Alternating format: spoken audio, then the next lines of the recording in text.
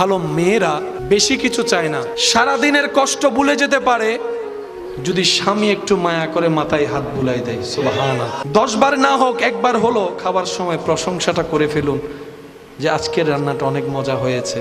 দেখবেন ওই একটা প্রশংসায় উনি গরমের মধ্যে আগুনের চুলার সামনে দাঁড়িয়ে রান্না করার কষ্টটাই ভুলে যাবে। মেয়েরা চায় একটু মায়া, একটু ভালোবাসা, একটু সম্মান। সংসার কি শান্তির হবে কি হবে না করে দিবেন কে? আর স্বামীদের সবচাইতে পছন্দনীয় বিষয় হচ্ছে আমার স্ত্রী সবার সামনে প্রকাশ্যে গোপনে আমাকে সম্মান দিক সবার উপরে, আমার কথায় হাঁ কে হাঁ বলবে, না কে না বলবে। হ্যাঁ, আমি যদি কোনো একটা ভুল পরামর্শ দিয়ে থাকি আমাকে আলাদাভাবে বলুক, কিন্তু সবার সামনে এমনভাবে প্রেজেন্ট করবে আমার স্বামী হাঁ বললে আমি হাঁ, আমার স্বামী না বললে না। পুরুষ মানুষ সম্মান শ্রদ্ধা পেলেই অন্তর খুশি হয়ে যায়। এক ছাদের নিচে থাকে স্বামী স্ত্রী একই জায়গায়, দুইটা দেহ আছে সত্য, কিন্তু দুইটা মন এক জায়গায়। আমি বলবো না, আপনারা বলেন, দুইটা মন এক জায়গায়, মনের মিল এক জায়গায়, অন্তরের শান্তি এক জায়গায়।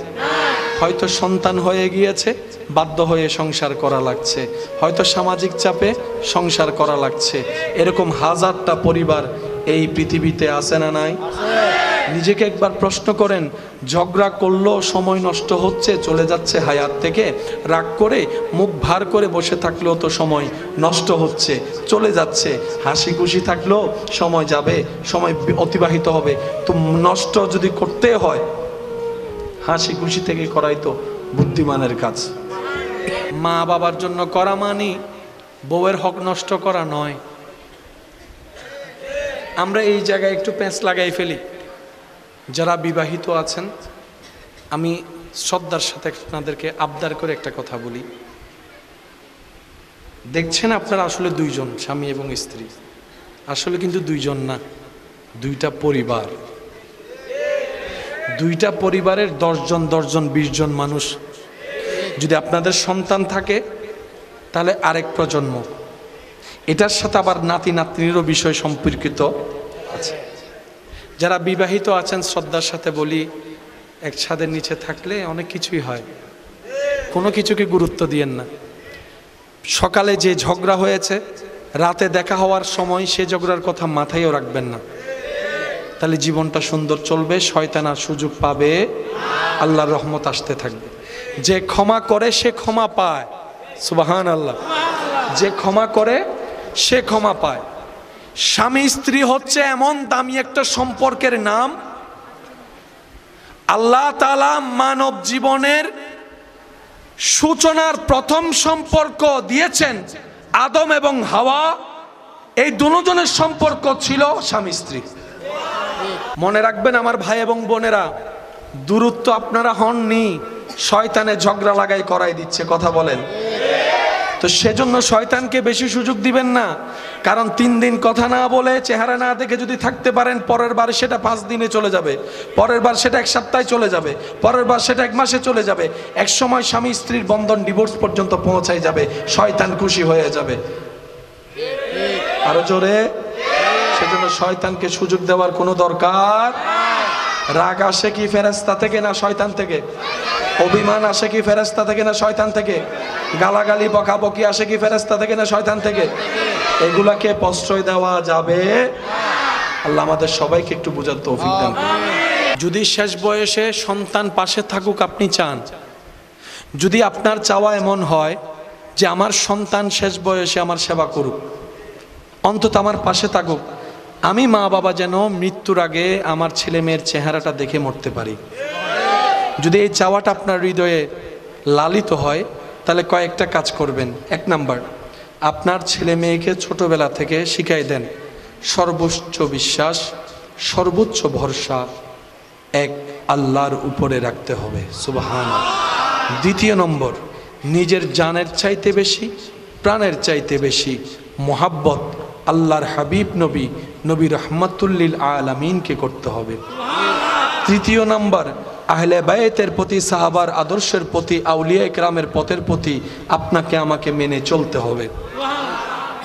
4 নম্বর, জীবনে যে কোনো পরিবেশ আসুক না কেন ধৈর্য হারা হওয়া যাবে। পঞ্চম নম্বর শিখিয়ে দিন, বাবা মা যা যখন পাবি আলহামদুলিল্লাহ বলে কবুল করে নিস, কখনো মুখ বাড়ি করিস না। আল্লাহ যেটাই দিবে সেটাতে খুশি থাকবি, দেখবি আল্লাহ তোদেরকে আরো বাড়াই দিবে। পাঁচটা জিনিস শিখাই দেন। আইফোন ব্যবহার করে যদি আপনি দামি হন, তাহলে দাম তো আইফোনের হলো, আপনার দাম কই?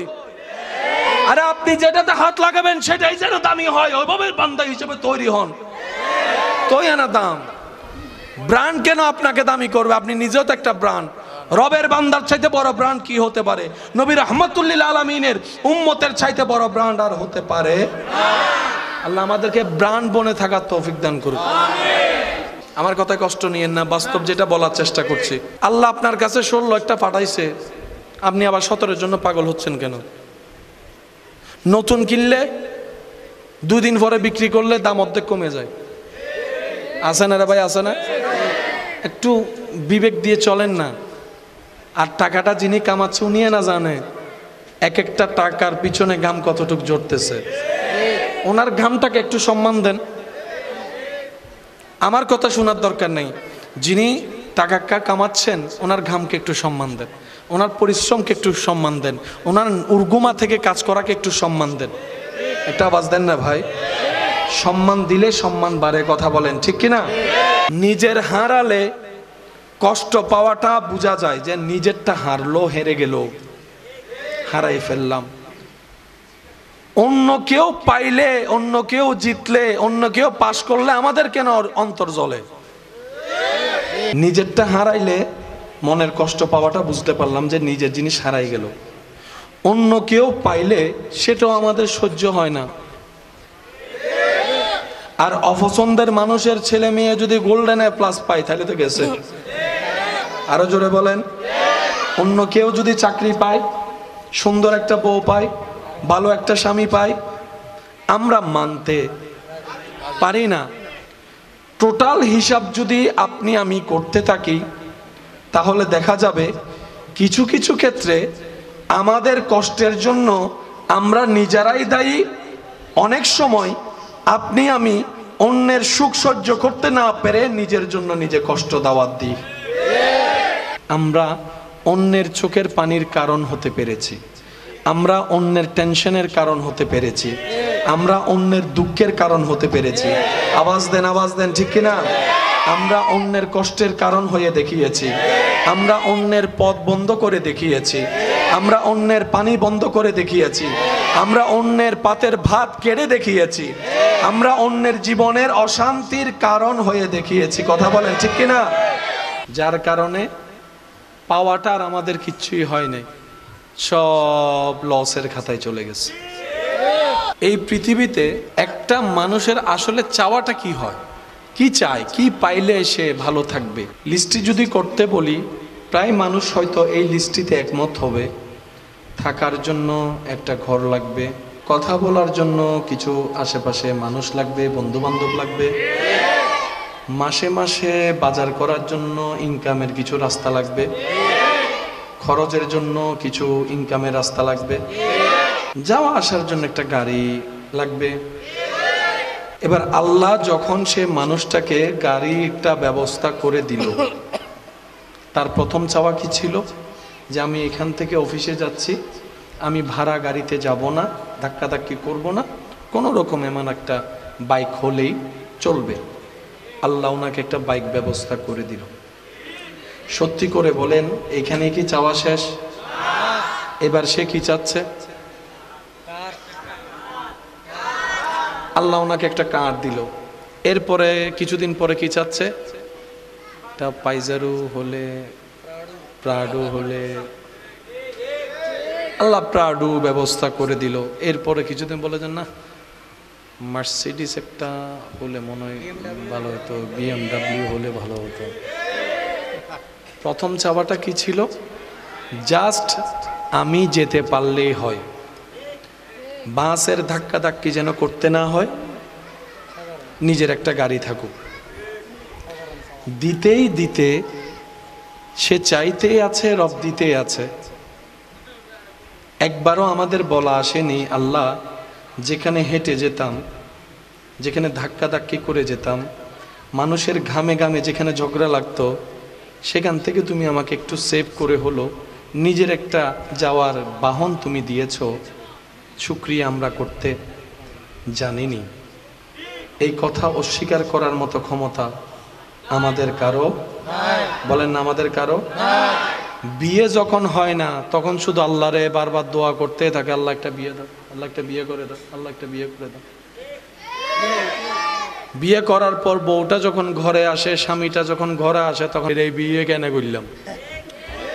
বা একটু কথা বলেন না আপনারা। আমরা মানব জাতি কি পেলে যে খুশি, কি পেলে যে সুখী আমরা নিজেরাই জানি না। নিজের হারালে কষ্ট পাওয়াটা বোঝা যায় যে নিজেরটা হারলো, হেরে গেল, হারাই ফেললাম। অন্য কেউ পাইলে, অন্য কেউ জিতলে, অন্য কেউ পাশ করলে আমাদের কেন অন্তর জ্বলে? নিজেরটা হারাইলে মনের কষ্ট পাওয়াটা বুঝতে পারলাম যে নিজের জিনিস হারাই গেল। অন্য কেউ পাইলে সেটাও আমাদের সহ্য হয় না। আর অপছন্দের মানুষের ছেলে মেয়ে যদি গোল্ডেন এ প্লাস পায় তাহলে তো গেছে। আরো জোরে বলেন। অন্য কেউ যদি চাকরি পায়, সুন্দর একটা বউ পায়, ভালো একটা স্বামী পায়, আমরা মানতে পারি না। টোটাল হিসাব যদি আপনি আমি করতে থাকি তাহলে দেখা যাবে কিছু কিছু ক্ষেত্রে আমাদের কষ্টের জন্য আমরা নিজেরাই দায়ী। অনেক সময় আপনি আমি অন্যের সুখ সহ্য করতে না পেরে নিজের জন্য নিজে কষ্ট দাওয়াত দিই। এবার বলেন আওয়াজ দিয়ে, আমাদের হায়াত কি থেমে আছে নাকি চলছে? যেটা স্কুল জীবন চলে আসছে শেষ, আর ফিরতে পারবো না। ভর্তি হতে চাইলেও কিন্তু আমাদেরকে ভর্তি করাবে না। হায়াত তো শেষ হচ্ছে, পাচ্ছি কি? যদি অর্জন হিসেবে লিস্টি করতে হয়, আমাদের অর্জনের লিস্টিতে প্রথম আসবে আমরা অন্যের চোখের পানির কারণ হতে পেরেছি, আমরা অন্যের টেনশনের কারণ হতে পেরেছি, আমরা অন্যের দুঃখের কারণ হতে পেরেছি। আওয়াজ দেন, ঠিক কিনা? আমরা অন্যের কষ্টের কারণ হয়ে দেখিয়েছি, আমরা অন্যের পথ বন্ধ করে দেখিয়েছি, আমরা অন্যের পানি বন্ধ করে দেখিয়েছি, আমরা অন্যের পাতের ভাত কেড়ে দেখিয়েছি, আমরা অন্যের জীবনের অশান্তির কারণ হয়ে দেখিয়েছি। কথা বলেন ঠিক কিনা? যার কারণে পাওয়াটা আর আমাদের কিচ্ছুই হয় নাই, সব লসের খাতায় চলে গেছে। আল্লাহ আমাদের সবাইকে নিজের ভালোর জন্য হলেও আল্লাহর দিকে তাকিয়ে আল্লাহর সৃষ্টিকে ভালো রাখার মতো মন আল্লাহ আমাদের সবাইকে দান করুন। আমার কথায় থেকে কষ্ট নিন না, এগুলো জানার বোঝার দরকার। নিজে বাঁচলেই আমার ভালো আমাকে ভাবতে হবে, আপনার ভালোর চিন্তা আপনি করবেন। কিন্তু একটা কথা মনে রাখবেন, আল্লাহ তাআলা আমরা মানব জাতিকে এমন ভাবে জীবন দান করেছেন, একজনের জন্য আরেকজন দরকার। এই মাহফিলটা করার জন্য কমিটির দরকার, বলেন না? মাহফিলটা সাজানোর জন্য প্যান্ডেল করার দরকার, প্যান্ডেলের মধ্যে সুন্দর করে সাজানোর জন্য চেয়ারের দরকার, আবার এটা সব জায়গায় পৌঁছানোর জন্য মাইকের দরকার। জোরে বলেন না। এবার সব আছে, আপনারা নাই, কি হবে? সুন্দর হবে? তাহলে বক্তার জন্য শ্রোতা দরকার। এবার আপনারা সবাই এসে বসে আছেন, এখানে কেউ নাই। অর্থাৎ আল্লাহ তাআলা এমন ভাবে সেটিং করেছেন, আমি আপনাকে ছাড়া চলতে পারবো না, আপনি আমাকে ছাড়া চলতে পারবেন না। তো রব বলে, যেহেতু তোমরা একজন আরেকজনের মুখাপেক্ষী হওয়া ছাড়া চলা সম্ভব নয়, রোগীর জন্য ডাক্তারের দরকার, যেমন ডাক্তারও তেমন রোগীর দরকার। আপনার আমার যেরকম একটা গাড়ির দরকার, যেখানে উঠে যাব, ওই ড্রাইভারেরও ওই হেল্পারেরও যাত্রীর দরকার। একটা আওয়াজ দিতে হবে, যাত্রীর দরকার। কেউ কাউকে ছাড়া সম্পূর্ণ নয়। জোরে বলেন। তাহলে আমার আপনার দরকার, আপনার আমাকে দরকার। আল্লাহ তাআলা বলে, তোরা একজন আরেকজনের জন্য প্রয়োজনীয়, তোরা একজন আরেকজনের জন্য দরকারি। তোরা একজন আরেকজনের জন্য কল্যাণ কর, শুধু তোদের মনটা পরিষ্কার রাখ, আমার জন্য ভালোবাসবি। আল হুব্বু ফিল্লাহ, চিৎকার দিয়ে বলেন সুবহানাল্লাহ। এইভাবে চলতে জানলে আমাদের জীবনে কি কষ্ট বাড়বে নাকি সুখ বাড়বে? আওয়াজ দিয়ে বলুন, যে সুখটা কে দিবে? সুখটা কে দিবে? আল্লাহ আমাদেরকে একটু বুঝার তৌফিক দান করুন। এই এলাকা সম্পর্কে আমার তেমন ধারণা কিংবা জানা নেই, তবে বলছি আপনারা শুনে নিজের মতামত প্রকাশ করবেন। অনেক হাজার ফ্যামিলি এমন আছে হয়তো তাদের অবস্থানটা অনেক উঁচু তলায়, ফ্ল্যাট বাসাটাও অনেক সুন্দর, এক ছাদের নিচে থাকে স্বামী স্ত্রী একই জায়গায়, দুইটা দেহ আছে সত্য, কিন্তু দুইটা মন এক জায়গায়।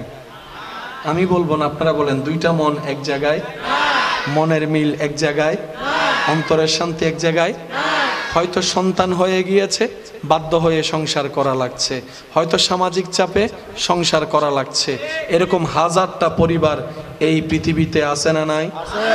নিজেকে একবার প্রশ্ন করেন, ঝগড়া করলেও সময় নষ্ট হচ্ছে, চলে যাচ্ছে হায়াত থেকে। রাগ করে মুখ ভার করে বসে থাকলেও তো সময় নষ্ট হচ্ছে, চলে যাচ্ছে। হাসি খুশি থাকলেও সময় যাবে, সময় অতিবাহিত হবে। তো নষ্ট যদি করতে হয়, হাসি খুশি থেকে করাই তো বুদ্ধিমানের কাজ। কথা বলেন ঠিক কিনা? এই মুহূর্তে মাইকের আওয়াজ যাচ্ছে, জামাই বউর একজনের ঝগড়া হয় নাই, কেউ না কেউ ঝগড়া করছে। জামাইরে বউয়ে কল দেনা, বউয়েরা জামাই কল দেনা। আজকে দিচ্ছেন না, কালকে দিবেন? কই না। পরশু দিবেন? না। 5 দিন পরে? না। 1 মাস পরে? 1 মাস পরে হয়তো দিতে পারি। তা 1 মাস পরে যেহেতু দিবেনই, কথাই বলবেন। তো এই জায়গায় শয়তান আমাদের সাথে একটা খেলা খেলে। মনে রাখবেন আমার ভাই এবং বোনেরা, দূরত্ব আপনারা হননি, শয়তানে ঝগড়া লাগাই করাই দিচ্ছে। কথা বলেন। তো সেজন্য শয়তানকে বেশি সুযোগ দিবেন না, কারণ 3 দিন কথা না বলে, চেহারা না দেখে যদি থাকতে পারেন, পরের বার সেটা 5 দিনে চলে যাবে, পরের বার সেটা 1 সপ্তাহে চলে যাবে, পরের বার সেটা 1 মাসে চলে যাবে। এক সময় স্বামী স্ত্রীর বন্ধন ডিভোর্স পর্যন্ত পৌঁছায় যাবে, শয়তান খুশি হয়ে যাবে। আরো জোরে। সেজন্য শয়তানকে সুযোগ দেওয়ার কোনো দরকার। রাগ আসে কি ফেরেশতা থেকে না শয়তান থেকে? অভিমান আসে কি ফেরেশতা থেকে না শয়তান থেকে? গালাগালি বকাবকি আসে কি ফেরেশতা থেকে না শয়তান থেকে? এগুলাকে প্রশ্রয় দেওয়া যাবে? আল্লাহ আমাদের সবাইকে একটু বুঝার তৌফিক দান করুন। এবার আসুন, আল্লাহ তাআলা আমাদেরকে একজন নবী দান করেছেন, যেই নবীটা সমস্ত নবীদের মাথার তাজ।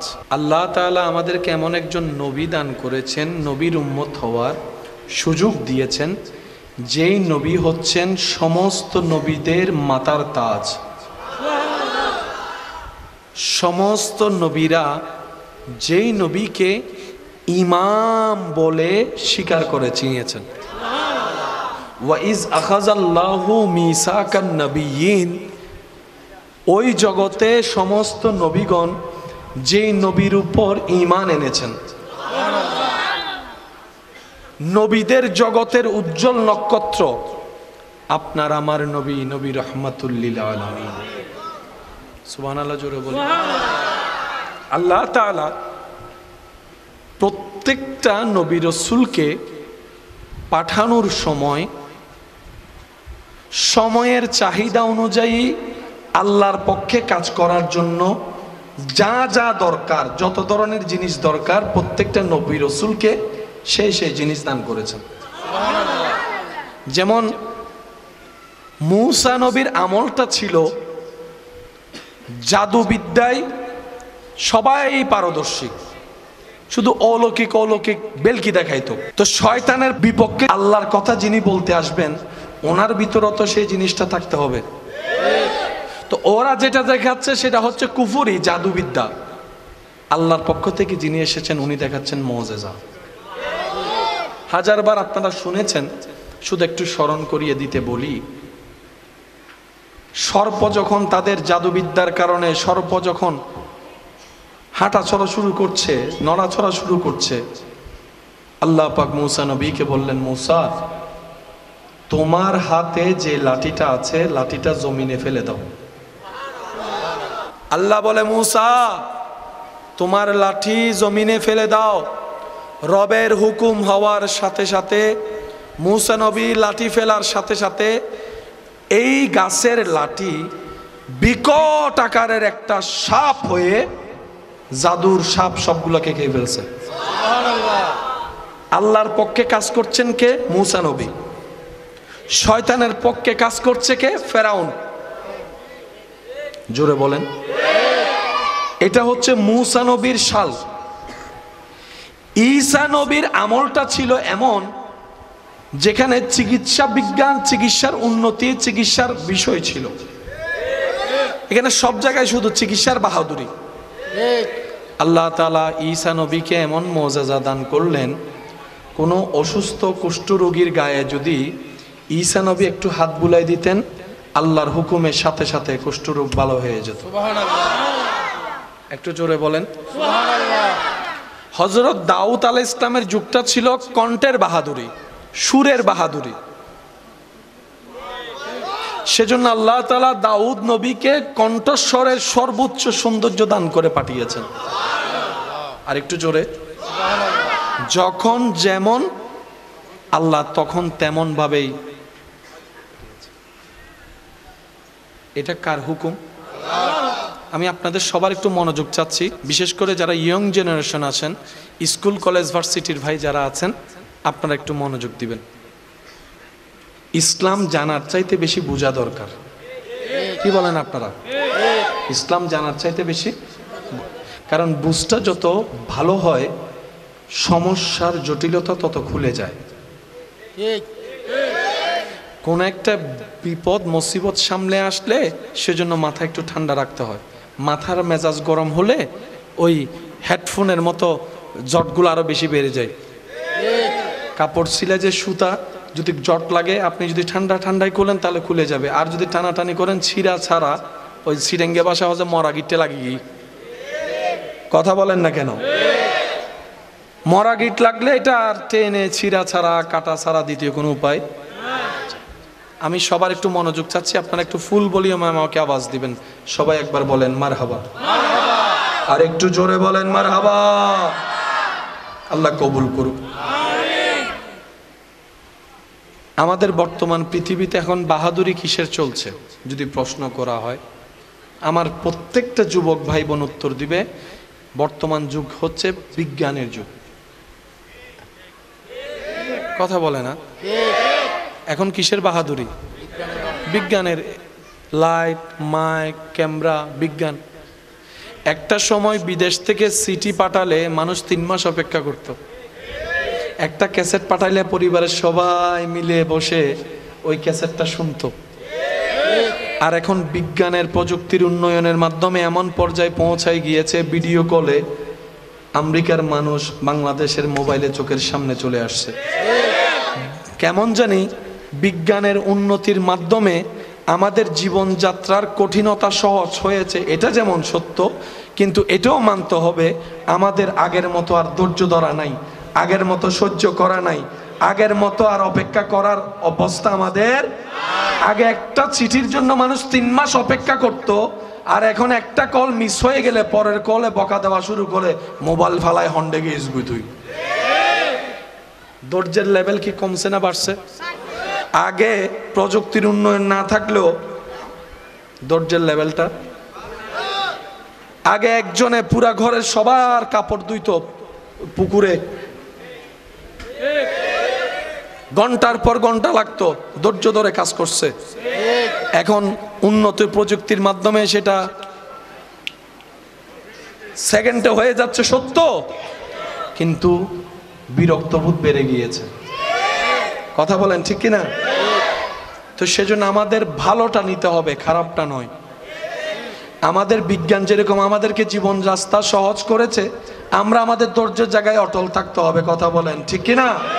যেহেতু জীবনটা আমাদেরকে সাজাতে হবে।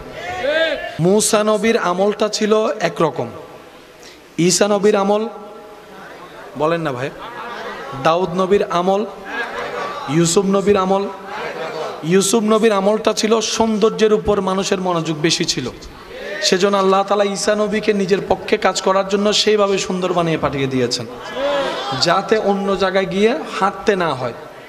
সুবহানাল্লাহ বলেন, আরো জোরে বলেন।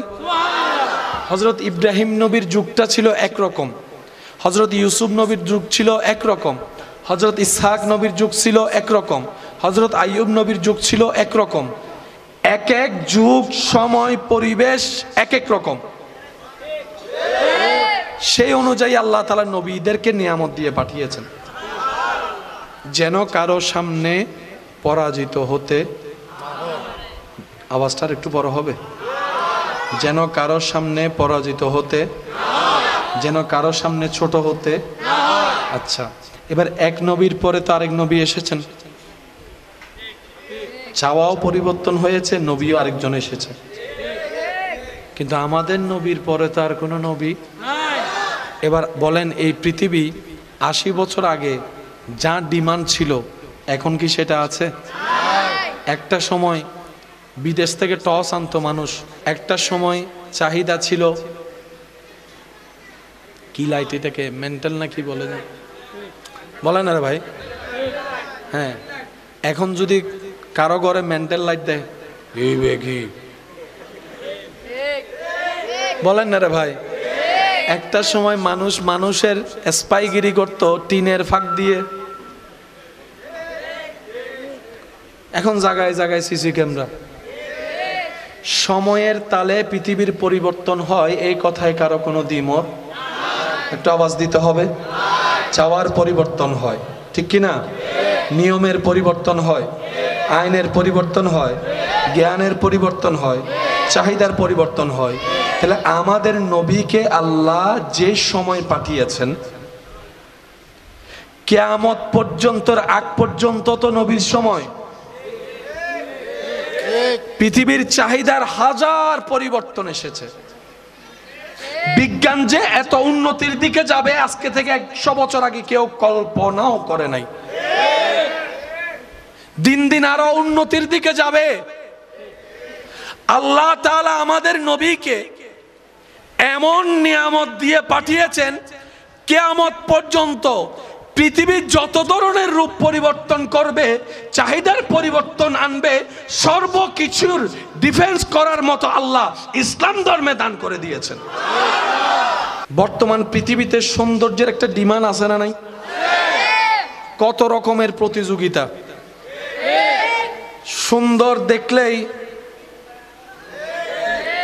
এবার বিশ্ব যখন আপন আপন জায়গায় সৌন্দর্যের প্রতিযোগিতায় প্রতিযোগী হয়ে জয়ের স্বপ্ন দেখছে, আল্লাহ তাআলা পক্ষান্তরে আমাদের নবীকে এমন সৌন্দর্য দান করেছেন, পৃথিবীর চন্দ্র পর্যন্ত নবীর দিকে তাকিয়ে অবাক হয়ে তাকিয়ে থাকে। বুঝবেন কথা? কিছু কিছু জায়গায় জ্ঞানের প্রতিযোগিতা আছে, জোরে বলেন, আরো জোরে। পড়ালেখার ৩টা ধাঁচ আমার যতটুকু জানা ক্লাস 9 থেকে হয়। আমাকে একটু সহযোগিতা করবেন, যদি ভুল হয় একটু শুধরে দিবেন। আর্টস, কমার্স, আপনাদের দৃষ্টিতে এই 3টার ভিতর সবচাইতে দামি কোনটা? আমি বলবো না, আপনারা বলেন। আচ্ছা আচ্ছা, এই 3টার ভিতরে সবচাইতে কষ্টের কোনটা? জোরে। রসায়ন পদার্থ যারা বুঝি তারা তুমি হুজুর করলে পাইবে। ও ভাই, এই 3টার ভিতরে ডাক্তার হওয়া যায় কোনটা দিয়ে? ইঞ্জিনিয়ার হওয়া যায় কোনটা দিয়ে? পাইলট হওয়া যায় কোনটা দিয়ে? জোরে বলেন। বিজ্ঞানী হওয়া যায় কোনটা দিয়ে? ফার্মেসিওয়ালা হওয়া যায় কোনটা দিয়ে? হার্ট সার্জারি করার মতো ডাক্তার হওয়া যায় কোনটা দিয়ে? কোনো কিছু আবিষ্কার করার জন্য কোনটা দরকার? তাহলে বর্তমান পৃথিবীর 3টা পড়ার ধারার ভিতরে কমার্স আর্টসের ভিতরে দামি হচ্ছে সায়েন্স। দামি হচ্ছে, বলেন দামি হচ্ছে, দামি হচ্ছে।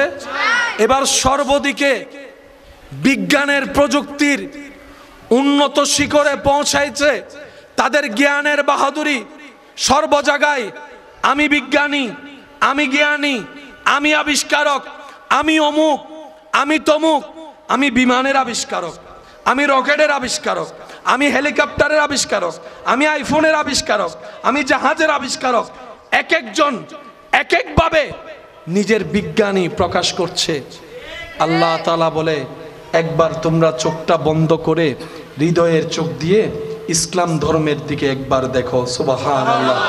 একবার তোমাদের নবী রাহমাতুল লিল আলামিনের দিকে দেখো। সুবহানাল্লাহ। চোখটা বন্ধ করে একবার তোমাদের ঘরে ওই থাকের মধ্যে ধুলার নিচে পড়ে থাকা সে কোরআনের দিকে একবার দেখো। রব বলে, ইয়াসিন ওয়াল কোরআনিল হাকিম। আরেকটু জোরে, আরেকটু জোরে। একজনে বলে, আমি রকেট আবিষ্কার করেছি, মাটি থেকে সোজা উপরে যাচ্ছে, আমি চাঁদের দেশ ঘুরে এসেছি। আরেকজন বলে, আমি তার চাইতে একটু আপগ্রেড, আমি মঙ্গল গ্রহ ঘুরে এসেছি। রব বলে, একটু আমার নবী মুস্তাফার দিকে তাকা। সুবহানাল্লাযী আসরা বিআবদিহি লাইলাম মিনাল মসজিদিল হারামে ইলাল মসজিদিল আকসা। অন্য আয়াতে বলে সুম্মা দানা ফাতাদাল্লাহ। রব বলে, আমার হাবিবের দিকে তাকা, আমার হাবিবের চড়া বাহনের দিকে তাকা। বাহনের নাম বোরাক, আর বেড়াতে গিয়েছি আমি আল্লাহ, নিয়েছি মেরাজ। আপনি যে কোনো সেক্টর ধরেন আপনার মন মতো, ইসলামকে নবীকে ছোট দেখানোর কোনো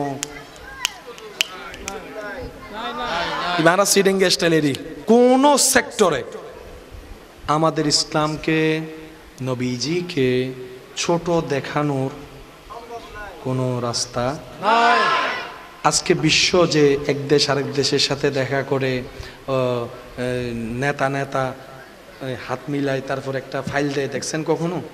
ফাইল চুক্তিপত্র। পৃথিবীর বুকে সর্বপ্রথম লিখিত সংবিধান নবী রাহমাতুল লিল আলামিনের মধ্যে পৃথিবীতে এসেছে হুদায়বিয়ার সন্ধিতে। সুবহানাল্লাহ। আরেকটু জোরে, সুবহানাল্লাহ। আরেকটু জোরে, সুবহানাল্লাহ। প্রধানমন্ত্রী তো বিশ্বে অনেক দেখেছে, গাড়ি ঘোড়া প্রটোকলের কোনো অভাব নাই। বুকের মধ্যে হাত রেখে খুঁজতে থাকুন, আমার নবীর নিজের হাতে তৈরি করা, গঠন করা ওমর ফারুক রাদিয়াল্লাহু তাআলা আনহুর মতো একজন প্রধানমন্ত্রী বিশ্ব খুঁজে আর পাবেন না। ন্যায়ে, নীতিতে, আইনে, বিচারে ওমর ফারুকের মতো আমি বলবো না, আপনারা স্বীকার দেন। আরো জোরে বলেন। দানবীর তো অনেকেই আছে, বিশিষ্ট দানবীর। নবীজির সাহাবা ওসমান গনি জিন্নুরাইনের মতো একজন দানবীর খুঁজে দেখান, বিশ্ব খুঁজেও পাবেন না।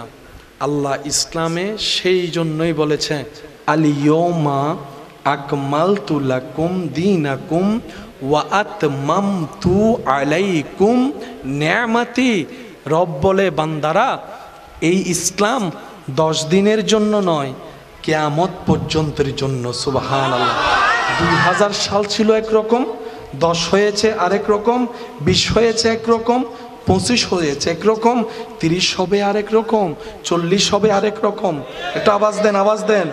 45 সালের চাহিদা হবে একরকম। 16 প্রো ম্যাক্স 2040 সালে ফিরে দিলেও কেউ নিবে। আইফোন 17 প্রো ম্যাক্স 50 সালে গিফট দিল, মানুষ আর আগের মতো খুশি হবে? চাহিদার যখন পরিবর্তন হয়, জিনিসেরও পরিবর্তন করতে হয়। কথা বলেন ঠিক কিনা? রব বলে, আমি ইসলামকে তা কিয়ামতের জন্য, কিয়ামত পর্যন্তের জন্য পাঠিয়েছি। তোদের নবীর ভিতরে, কোরআনের ভিতরে, আমি ইসলামের ভিতরে সর্বদিকে এমন ভাবে আমি আল্লাহ সাজিয়ে দিয়েছি, সর্বকালে, সর্বযুগে, সর্বসময়ে, সর্বপ্রশ্নের উত্তর ইসলামের ভিতর পাওয়া যাবে, কোরআনের ভিতর পাওয়া যাবে, নবীর আদর্শে পাওয়া যাবে। আচ্ছা, কখনো আল্লাহর ঘরে গিয়েছেন এমন কেউ আছে? হাত তুলেন, তোলেন না যারা আল্লাহর ঘর সচক্ষে দেখেছেন। এবার হাত নামান। যারা আজকে হাত তুলতে পারেনি এই প্রশ্নে, তাদের জীবনে একবার হলো এমন প্রশ্নে হাত তোলার আল্লাহ সুযোগ করে দিন। কাবা যারা দেখেছে ওনাদেরকে একটু জিজ্ঞেস করবেন, মানুষ ধাক্কাধাক্কি পছন্দ করে, ঠেলাঠেলি পছন্দ করে? অনেক মানুষ আছে দেখবেন দরকার হলে 10 মিনিট পরে যাব, ধাক্কাধাক্কি কমুক। কার গায়ের সাথে কে লাগবে, ঘামের সাথে ঘাম কে লাগবে। কিন্তু কাবা যখন নজরে পড়ে, আর একটু জোরে, কাবা যখন বান্দার নজরে আসে, যখন উনি হেরাম শরীফের গেট দিয়ে ঢুকতে থাকে, প্রথমে কাবার কিছু অংশ দেখা যায়।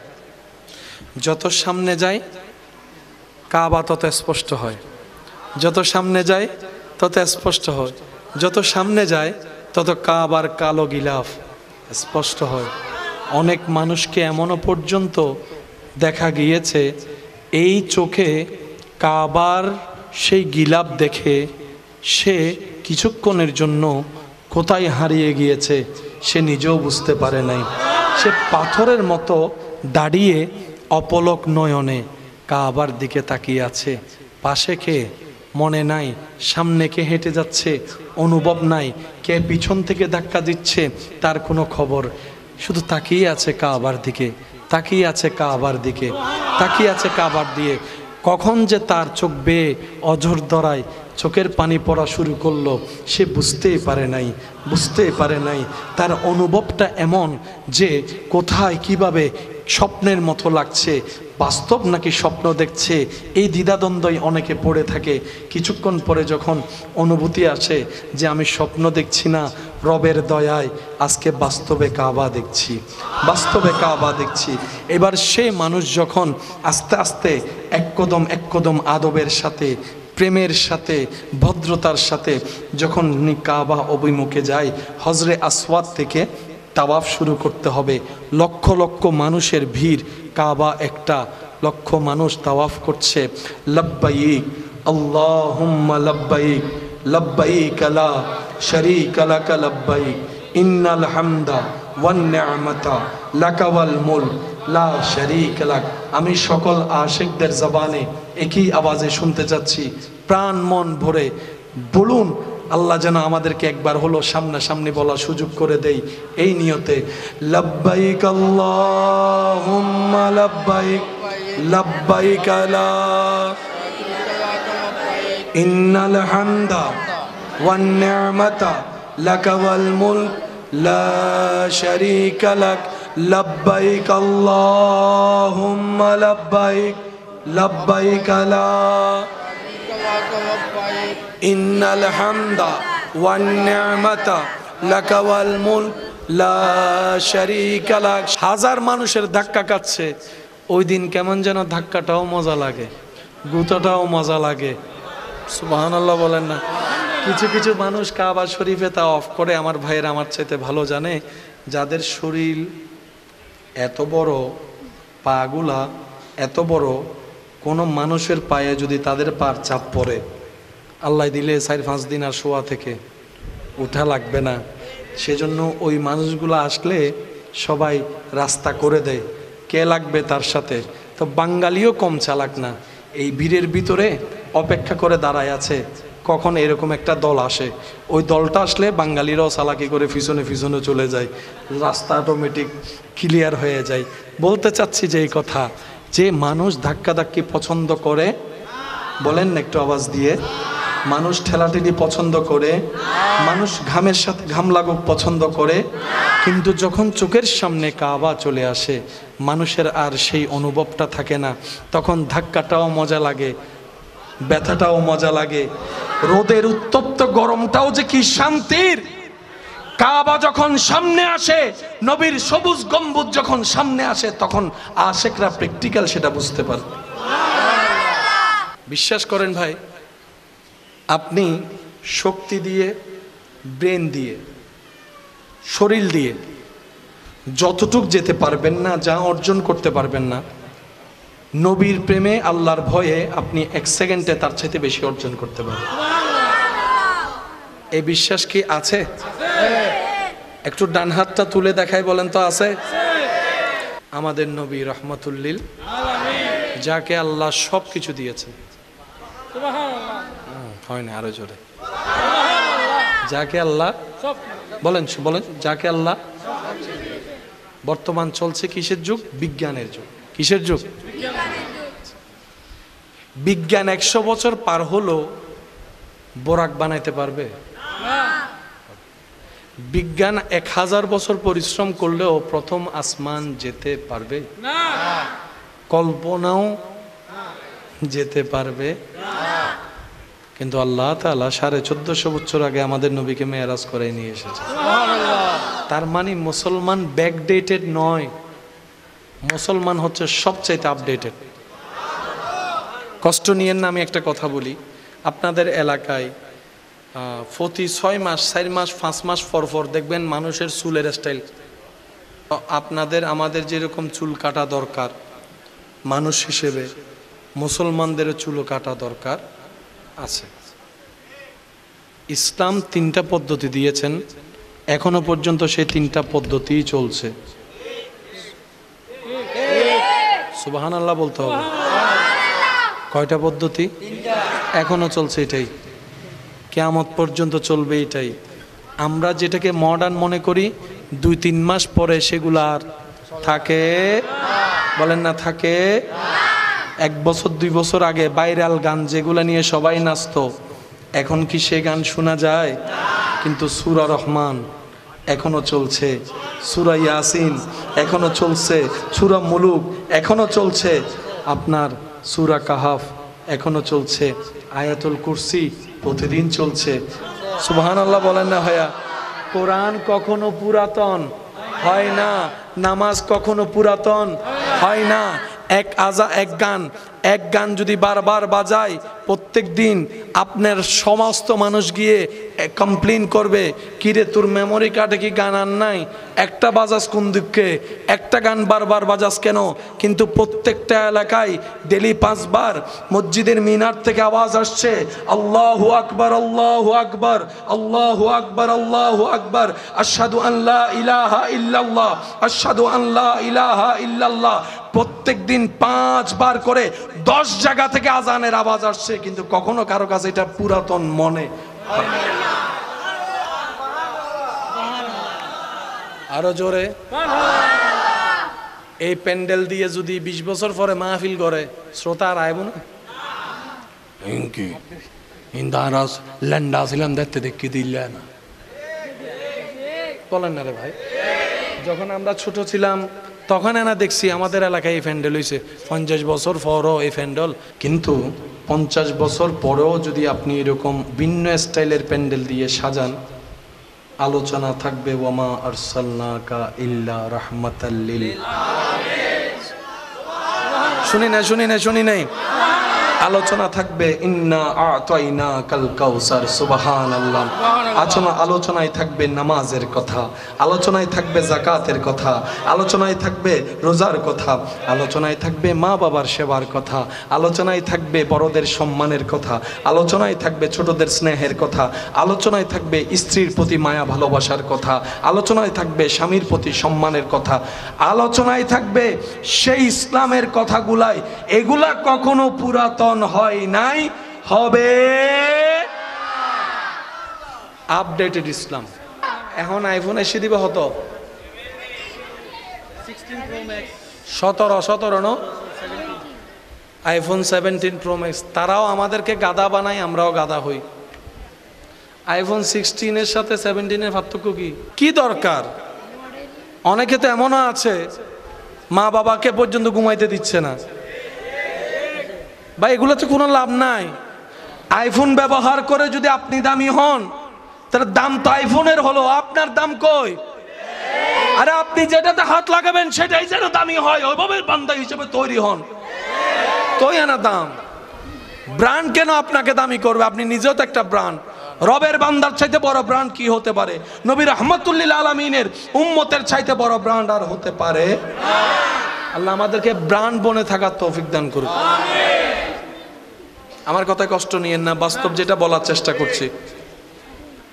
আল্লাহ আপনার কাছে 16 একটা পাঠাইছে, আপনি আবার 17 জন্য পাগল হচ্ছেন কেন? নতুন কিনলে 2 দিন পরে বিক্রি করলে দাম অর্ধেক কমে যায়। আছে না রে ভাই, আছে না? একটু বিবেক দিয়ে চলেন না। আর টাকাটা যিনি কামাচ্ছে উনিও না জানে এক একটা টাকার পিছনে ঘাম কতটুক জড়তেছে। ওনার ঘামটাকে একটু সম্মান দেন। আমার কথা শোনার দরকার নেই, যিনি টাকা কামাচ্ছেন ওনার ঘামকে একটু সম্মান দেন, ওনার পরিশ্রমকে একটু সম্মান দেন, ওনার উর্গুমা থেকে কাজ করাকে একটু সম্মান দেন। একটা আওয়াজ দেন না ভাই। সম্মান দিলে সম্মান বাড়ে, কথা বলেন ঠিক কিনা? এবার আসেন, 15 যখন আসছে আপডেট ফোন 15, 16 আসার সাথে সাথে 15 ব্যাকডেট, 15 বলেন না 15, 17 আসার পরে 15, 16, 17 কতদিন দাম থাকবে? যতদিন 18। তাহলে একটার পরে যখন আরেকটা আসে আপডেট ওইটাই হয়, ওটা পুরাতন হয়ে যায়। এবার বলেন আমাদের নবীর পরে কি আর কোনো নবী আসছে? আসবে? তার মানে আজীবন আপডেট আমাদের নবী। আমাদের কোরআনের পরে কোনো কোরআন কিতাব আসছে? আসবে? তার মানে আমাদের কোরআন সর্বদা আপডেট। আমাদের ইসলামের পরে আর কোনো ধর্ম আসছে? আসবে? ইসলাম সর্বদা আপডেট। আরো জোরে বলেন না। আমাদের নামাজের পরে আর কোনো ইবাদতের সিস্টেম আসবে? নামাজ আপডেট। আল্লাহ আমাদেরকে আপডেটটা দিয়েছেন, আমরা ব্যাকডেটেড হয়ে গেছি। আমরা ব্যাকডেটেড হলাম কিভাবে? পশ্চিমা বিশ্ব জানে এই মুসলমানরা হচ্ছে সেই জাতি 313 জন ক্ষুধার্ত বদরের যুদ্ধে গিয়ে 1000 কাফেরকে মাটিতে শোয়াই ফেলেছে। ডান হাত তুলে দেখাই, বলেন ঠিক কিনা? এই মুসলমান যদি কোরআন নিয়ে গবেষণা শুরু করে আমরা শেষ। এই মুসলমান যদি নবীর আদর্শে চলতে থাকে আমরা জীবনে কোনোদিন মাথা উঁচু করে পাওয়ার দেখাইতে পারবো? কারণ আমরা 100 বছরে যা অর্জন করি মুসলমান সেটা 5 বছরে কাম সেরে ফেলে। এটা তারা ভালো করে জানে, এটা তারা ভালো করে। সেজন্য মুসলমানকে নবী থেকে দূরে রাখার জন্য তারা প্ল্যানিং করে, কোরআন থেকে দূরে রাখার জন্য প্ল্যানিং করে। আওয়াজ দেন, আওয়াজ দেন, আওয়াজ দেন। আল্লাহ থেকে দূরে রাখার জন্য প্ল্যানিং করে, ইবাদত থেকে দূরে রাখার জন্য প্ল্যানিং করে। আপনি কি মনে করছেন স্টাইলের জন্য চিপা পেন আপনাকে দেওয়া হয়েছে? আপনি আমি বুঝতে পারি নাই। এই চিপা পেনটা দেওয়ার 1000টা কারণের ভিতর একটা কারণ ছিল মুসলমান যেন বসে প্রস্রাব করতে না পারে, সেই কারণে আবার যেন নামাজ পড়তে না পারে। আমি আপনাদেরকে খেদমতে আরজ রাখবো, মিললে নিবেন, না মিললে নিবেন না। প্রত্যেকটা মানুষ হাজার খারাপ হইলেও লজ্জাবোধ আছে না নাই? আজকে থেকে 10 বছর আগেও লজ্জাবোধ। আগে মানুষ পাপ করত গোপনে, এখন দেখবেন পাপগুলা কেমন জানে ফেসবুকে লাইভ হয়ে গেছে। লজ্জা দিন দিন, লজ্জা দিন দিন, বিবেক মনুষ্যত্ববোধ দিন দিন। মুসলমান হাঁটুর উপর প্যান্ট পরলে সওয়াব না গুনাহ? ভালো না খারাপ? ভদ্র না অভদ্র? এটা আমাদের সাথে তারা ভালো জানে। এবার তারা টার্গেট নিয়েছে মুসলমানের ছেলেকে হাফ প্যান্ট পরাই ছাড়বো। তো একজনে বলে যে জীবনেও পারবি না, মুসলমান জীবনেও হাঁটুর উপর প্যান্ট পরবে না, কারণ তারা জানে মুসলমানের ছেলেদের হাঁটুর পর্যন্ত সতর, এটার উপর উঠলে কবিরা গুনাহ মুসলমানে জানে। এবার সে বলতেছে দেখ না আমি কি করি, ডোলা প্যান্ট থেকে সিপ প্যান্ট, চিপা প্যান্ট থেকে কিছুদিন চালাইছে, ওইটা থেকে এটা অভ্যাস করাইছে। এরপরে ফাটা প্যান্ট দিলে কেউ পরবে না সবাই জানে, সেজন্য প্রথমে প্যান্টের মধ্যে হালকা একটা দাগ দিছে। ওই যে প্রথম সাদা দাগ থাকতো, আগে দাগ দিয়ে অভ্যস্ত করাইছে। কিছুদিন দেখতেছে না ভালো মার্কেটিং হচ্ছে, ভালো সেল হচ্ছে, দাগের প্যান্টগুলো মুসলমানের ছেলেরা পড়ছে। এবার হালকা করে একটা ফাটা দিছে, দেখে যে এটা আরো বেশি সেল হচ্ছে। তারপর আরেকটা ফাটা দিছে, বলে যে আরো বেশি সেল হচ্ছে। তারপর এদিকে ফাটা, এদিকে ফাটা, আরো সেল হচ্ছে।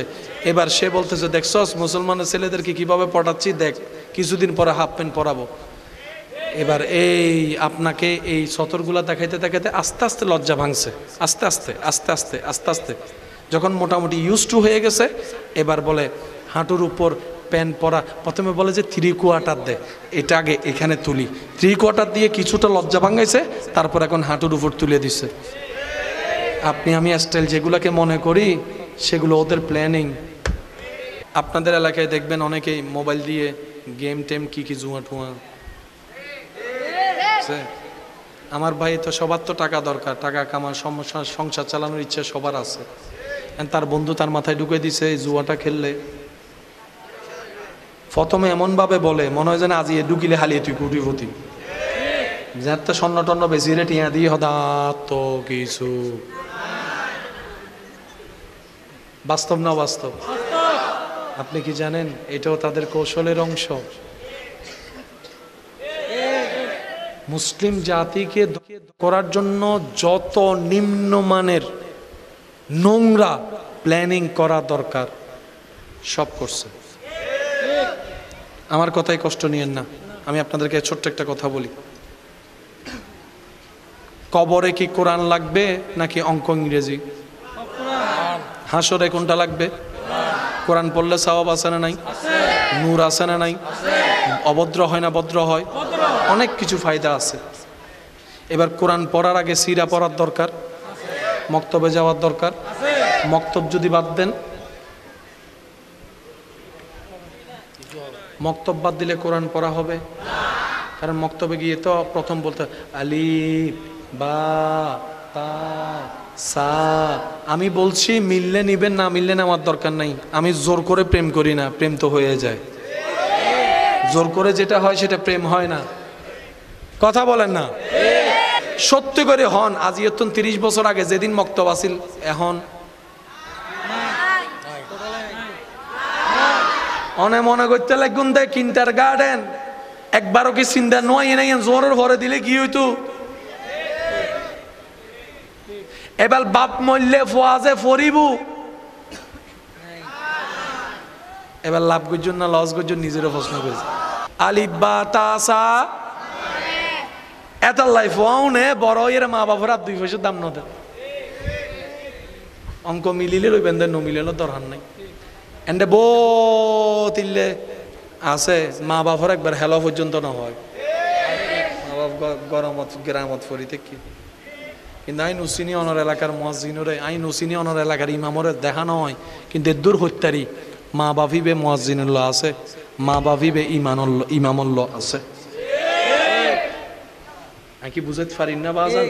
তো যারা সন বুড়া বয়সে ফোয়া মাইয়া সেবা করক, অনে ফোয়ারে হয় একখান জিনিস ঢুকাই দন, চোখ বন্ধ করে অনেক গুণ যেতে পারিবেন। 1 নম্বর, অনে ফোয়া মাইয়ারে শিখেবেন দে সর্বোচ্চ বিশ্বাস বর্ষা আল্লাহর উদ্দিক। একটু জোরে বলি। যদি শেষ বয়সে সন্তান পাশে থাকুক আপনি চান, যদি আপনার চাওয়া এমন হয় যে আমার সন্তান শেষ বয়সে আমার সেবা করুক, অন্তত আমার পাশে থাকুক, আমি মা বাবা যেন মৃত্যুর আগে আমার ছেলে মেয়ের চেহারাটা দেখে মরতে পারি, যদি এই চাওয়াটা আপনার হৃদয়ে লালিত হয়, তাহলে কয়েকটা কাজ করবেন। 1 নাম্বার, আপনার ছেলে মেয়েকে ছোটবেলা থেকে শিখাই দেন সর্বোচ্চ বিশ্বাস, সর্বোচ্চ ভরসা এক আল্লাহর উপরে রাখতে হবে। সুবহানাল্লাহ। 2 নম্বর, নিজের জানের চাইতে বেশি, প্রাণের চাইতে বেশি মোহাব্বত আল্লাহর হাবিব নবী রহমাতুল্লিল আলামিনকে করতে হবে। 3 নম্বর, আহলে বায়তের প্রতি, সাহাবার আদর্শের প্রতি, আউলিয়া ইকরামের পথের প্রতি আপনাকে আমাকে মেনে চলতে হবে। 4 নম্বর, জীবনে যে কোনো পরিবেশ আসুক না কেন ধৈর্য হারা হওয়া যাবে। 5 নম্বর, শিখিয়ে দিন বাবা মা যা যখন পাবি আলহামদুলিল্লাহ বলে কবুল করে নিস, কখনো মুখ বাড়ি করিস না। আল্লাহ যেটাই দিবে সেটাতে খুশি থাকবি, দেখবি আল্লাহ তোদেরকে আরো বাড়াই দিবে। 5টা জিনিস শিখাই দেন। এই ছেলে মেয়ে কখনো আপনাকে ফেলে যাবে না। ইনকাম যদি নাও থাকে, ঘরে 5 জন মেম্বার থাকে, যদি খাবার আসে 2 জনের, আপনার ছেলে বলবে আমার মা আমাকে নিজে না খেয়ে খাওয়াইছে, আজকে আমার না খেয়ে মাকে খাওয়ানোর পালা, মাকে খাওয়ানোর পালা। সুবহানাল্লাহ। আমার এই মাটা রাতের পর রাত ঘুমাতে পারেনি, আমি পেটে থাকা অবস্থায় আমার মাকে লাথি মেরে মেরে ঘুমাতে আমি দিইনি। আজকে আমি বড় হয়েছি, মাগো আমার হাঁটুকে তোমার বালিশ বানাও, আমি তোমার মাথা ম্যাসাজ করে দিচ্ছি, মা তুমি ঘুমাও, বাবা তুমি ঘুমাও, বাবা তুমি ঘুমাও, মা তুমি ঘুমাও। আমার এই মা তিনি তো সেই জন, আমি যখন বিছানায় শুয়ে কান্না করতাম, এক এক বাচ্চার কান্নার আওয়াজ এক এক রকম, কিন্তু যিনি মা তিনি বাচ্চার কান্না শুনে বুঝতে পারে কোন বাচ্চা কেন কান্না করছে, কোন কান্নাটা প্রস্রাব করার কান্না, কোন কান্নাটা ক্ষুধার কান্না, কোন কান্নাটা পেট ব্যথার কান্না। আমরা না বুঝলেও মা শুনলেই বুঝতে পারে সন্তানের কি দরকার, সন্তানের কি দরকার। আজকে সে মা সে বাবা যখন বৃদ্ধ হয়েছে, শরীর আর চলে না, শরীরটা যখন একদম ঝিম মেরে দিয়েছে, শরীরে শক্তি যেমন আগের মতো আর নাই, চলতে পারে না, চলতে পারে না। সন্তান বলে আজকে আমার মার জন্য বাবার জন্য আমার করার পালা, করার পালা, করার পালা। কোরআন ডাক দিয়ে বলে রব্বির হামহুমা কামা রব্বায়ানি সাগীরা, রব্বির হামহুমা কামা রব্বায়ানি সাগীরা। মূল নির্যাস হচ্ছে আল্লাহ বলে তুই যখন ছোট ছিলি তোর মা বাপ তোর জন্য করেছে, এবার তোর মা বাপ যেহেতু বুড়া হয়েছে, তুই যেহেতু উপযুক্ত হয়েছিস, এবার তোর মা বাবার জন্য তুই আরো 10 ডবল করার চেষ্টা কর। সুবহানাল্লাহ। কিন্তু এখানে একটা কথা, মা বাবার জন্য করা মানে বউয়ের হক নষ্ট করা নয়। আমরা এই জায়গায় একটু প্যাঁচ লাগাই ফেলি। যারা বিবাহিত আছেন, আমি শ্রদ্ধার সাথে আপনাদেরকে আবদার করে একটা কথা বলি। দেখছেন আপনারা আসলে দুইজন, স্বামী এবং স্ত্রী, আসলে কিন্তু দুইজন না, দুইটা পরিবার। দুইটা পরিবারের 10 জন 10 জন 20 জন মানুষ। যদি আপনাদের সন্তান থাকে তাহলে আরেক প্রজন্ম, এটার সাথে আবার নাতি নাতনিরও বিষয় সম্পর্কিত আছে। যারা বিবাহিত আছেন শ্রদ্ধার সাথে বলি, এক ছাদের নিচে থাকলে অনেক কিছুই হয়, কোনো কিছুকে গুরুত্ব দিয়েন না। সকালে যে ঝগড়া হয়েছে, রাতে দেখা হওয়ার সময় সে ঝগড়ার কথা মাথায়ও রাখবেন না, তাহলে জীবনটা সুন্দর চলবে, শয়তান আর সুযোগ পাবে, আল্লাহর রহমত আসতে থাকবে। যে ক্ষমা করে সে ক্ষমা পায়, সুবহানাল্লাহ। যে ক্ষমা করে সে ক্ষমা পায়। স্বামী স্ত্রী হচ্ছে এমন দামি একটা সম্পর্কের নাম, আল্লাহ তাআলা মানব জীবনের সূচনার প্রথম সম্পর্ক দিয়েছেন আদম এবং হাওয়া। এই দুজনের সম্পর্ক ছিল স্বামী স্ত্রী। পৃথিবীর সৃষ্টির সূচনা থেকে সম্পর্ক শুরু হয়েছে কি দিয়ে? স্বামী এবং স্ত্রী।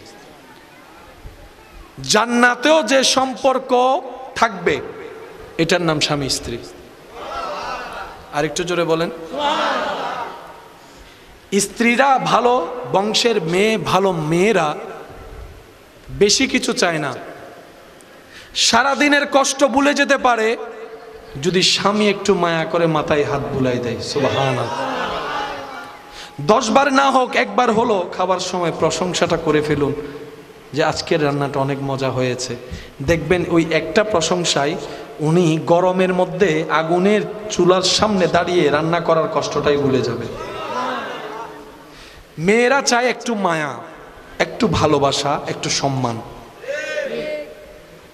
সংসার কি শান্তির হবে কি হবে না? করে দিবেন কে?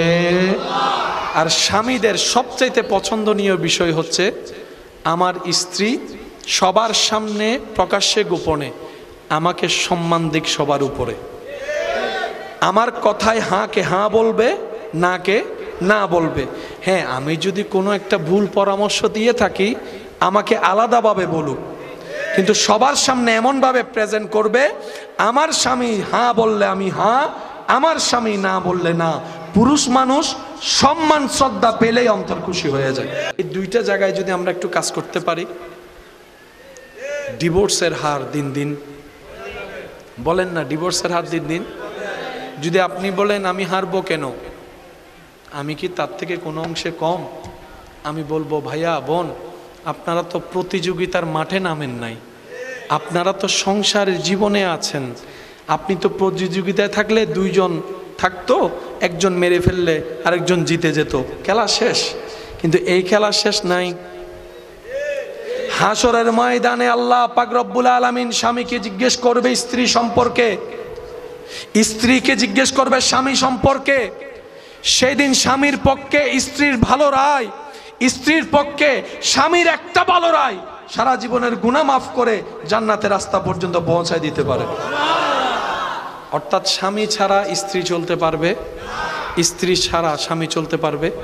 আপনারা হয়তো অনেকবার শুনেছেন, শুধু স্মরণ করিয়ে দেওয়ার জন্য একটু বলি। কোরআনে স্বামী স্ত্রীকে পোশাক বলা হয়েছে, একজন আরেকজনের।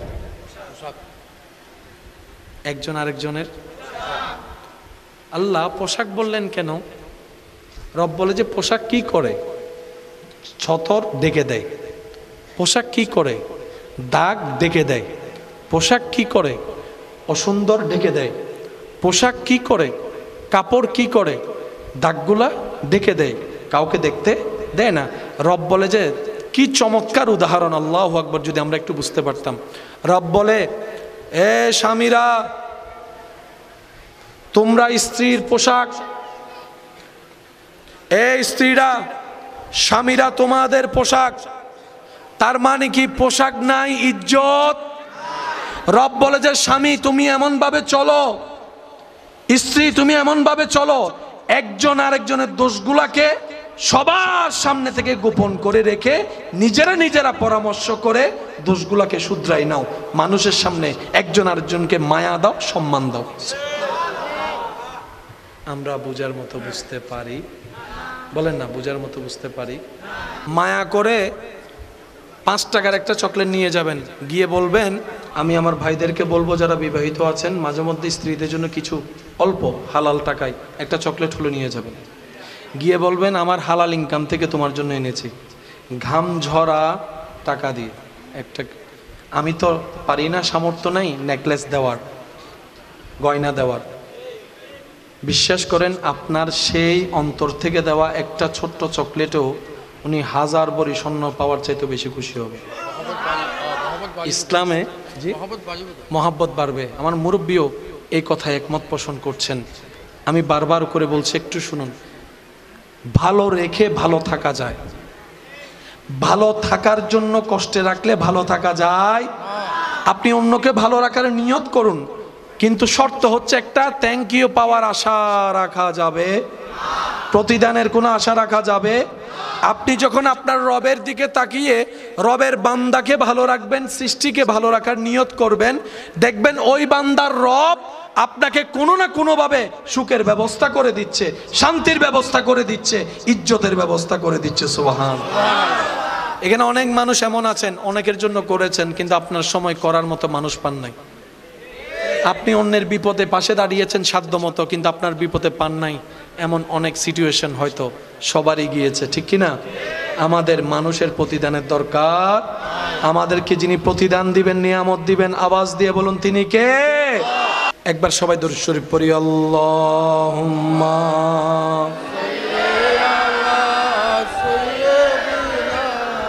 মাওলানা মুহাম্মদ ওয়া আলা আলি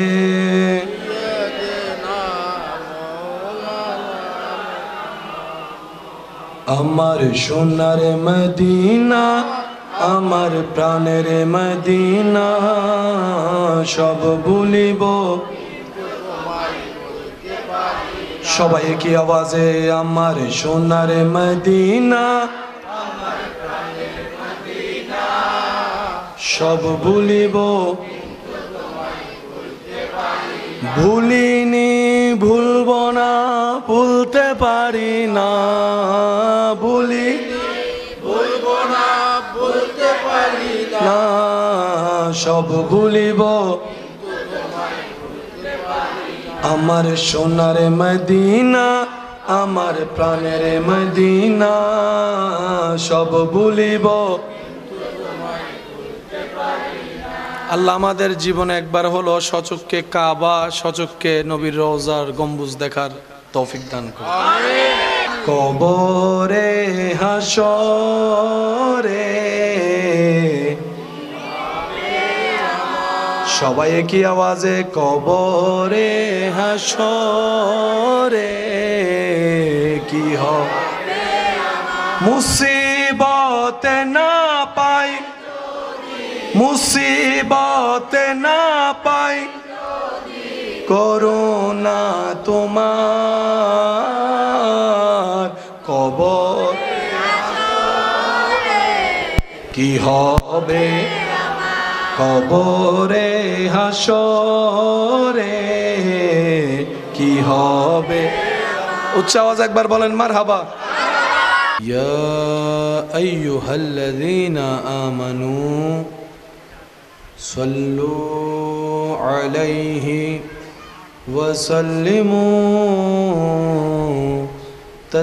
তাসলিমা। সাল্লাল্লাহু আলা সাইয়্যিদিনা মুহাম্মদ ওয়া আলিহি ওয়া সাহবিহি। প্রেমের আওয়াজে সবাই বুলন্দ আওয়াজে আল্লাহুম্মা সাল্লি আলা সাইয়্যিদিনা মাওলানা মুহাম্মদ ওয়া আলা আলি সাইয়্যিদিনা। আমার মনে হয় আশিকের আওয়াজ আর একটু বাড়বে।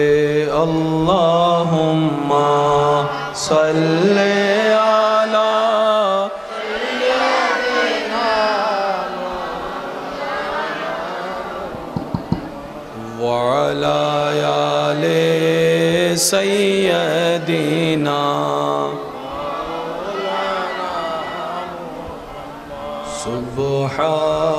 সুবহানাল্লাহ ওয়ালহামদুলিল্লাহ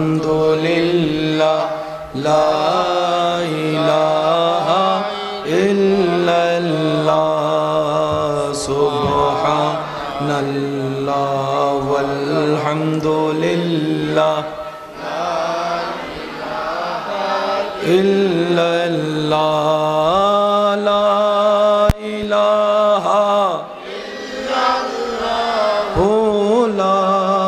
ইলাহা লা সুবহানাল্লাহ লা ইলাহা লা ইলাহা লা ইলাহা ইয়া রহমানু ইয়া আল্লাহ ইয়া রহিমু ইয়া আল্লাহ ইয়া করিমু ইয়া আল্লাহ লা ইলাহা ইল্লাল্লাহ। সুবহানাল্লাহ লা ইলাহা লা ইলাহা লা ইলাহা। অধ্যকার পূর্ব নাসিরাবাদ আদর্শ পাড়া 4 নং লেন, পবিত্র ঈদ মিলাদুন্নবী। সবাই বলি সাল্লাল্লাহু আলাইহি ওয়াসাল্লাম। উদযাপন পরিষদের আয়োজনে এলাকাবাসীর আন্তরিক ভালোবাসা, মহাব্বতে ও সহযোগিতায় রৌনকে মিল্লত, রৌনকে আহলে সুন্নত মৌলানা মুহাম্মদ তৌহিদুল আলম রিয়াদ সাহেবের উদ্বোধনে আজকের এই আজিমুশান নুরানি ঈমানি মাহফিলে এতক্ষণ পর্যন্ত যিনি তাকরীরের খেদমত নিবেদন করেছেন, হাজার হাজার আলেমদের উস্তাজ, আলেম জগতের উজ্জ্বল নক্ষত্র,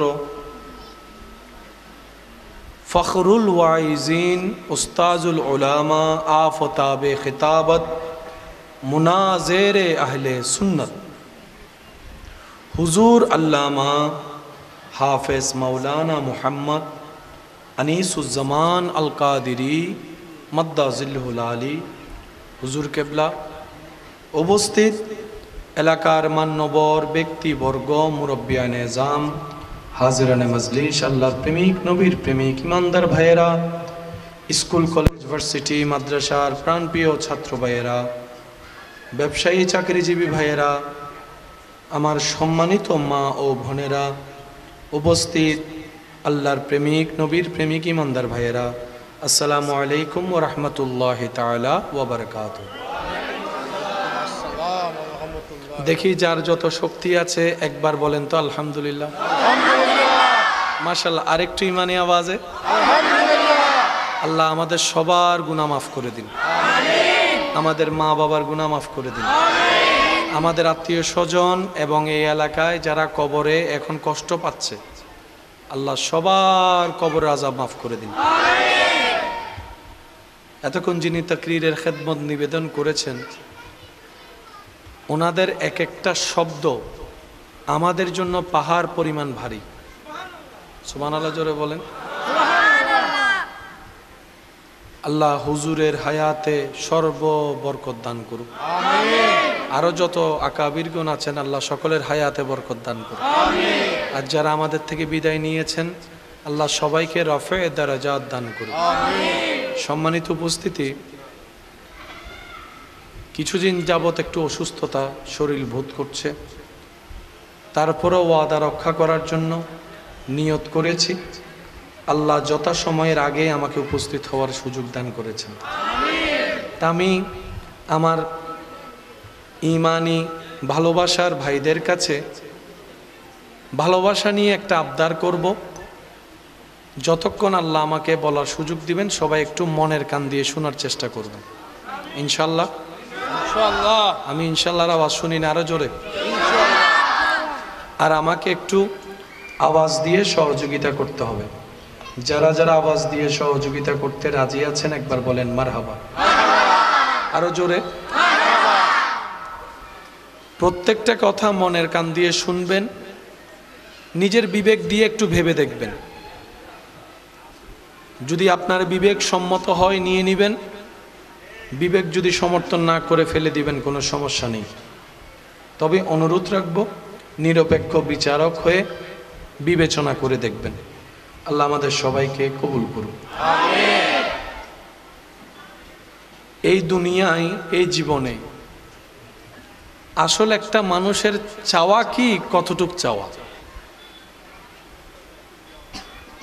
খেয়াল করে দেখলে দেখবেন, অনেক সময় হয়তো শুনেছেন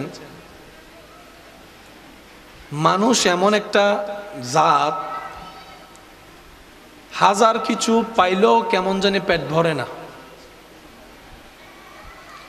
মানুষ অনেক কিছু পাওয়ার পরও মানুষের শুকরিয়া বলেন না রে ভাই, মানুষের শুকরিয়া। চোখটা একটু ডানে বামে ঘুরাই দেখলে হয়তো রক্তের সম্পর্কের ভিতরেও এমন মানুষ বলেন না, আছে না? না হাজার কিছু দিল তার মন বলে না, তার মন